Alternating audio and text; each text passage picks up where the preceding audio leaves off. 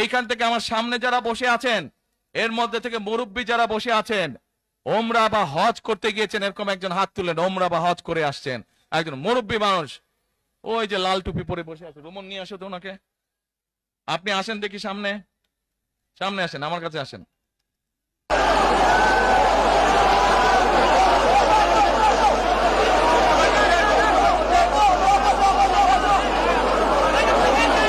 চশমা খুলছে, চশমা খুলছে।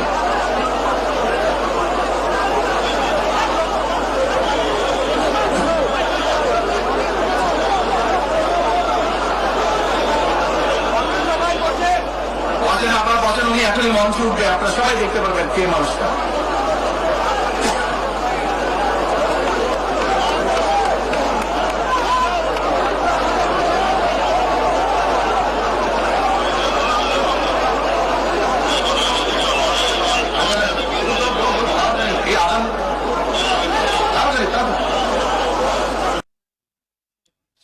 কি নাম আপনার? এটিএম হেলাল।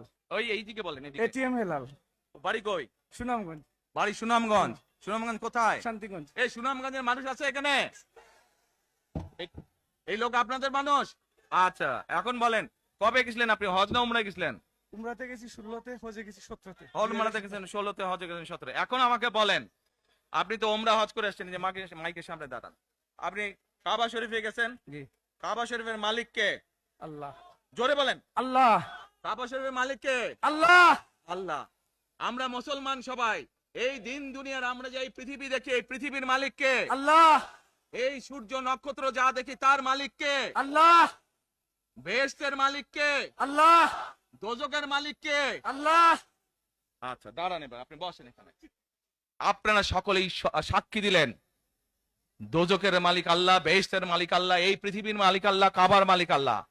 আরে ভাই, যেটার মালিক আল্লাহ সেটা কি অন্য কেউ দেওয়ার ক্ষমতা রাখে? রাখে না।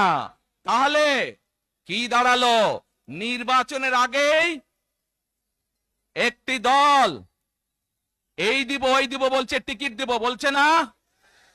যেটার মালিক মানুষ না, সেইটার কথা যদি সে বলে, এক শিরকি করা হচ্ছে, হচ্ছে না? যার মালিক আল্লাহ, যার অধিকার শুধু আল্লাহর একমাত্র, সবকিছুর অধিকার উপরে আল্লাহর অধিকার। কাজেই আগেই তো আপনাদেরকে ঠকাচ্ছে, নির্বাচনের ফলে তাহলে কেমন ঠকাবে আপনাদেরকে বোঝেন এবার। শুধু ঠকাচ্ছেই না মানুষকে, যারা মুসলমান তাদেরকে শিরকি করাচ্ছে তারা। নাউজুবিল্লাহ।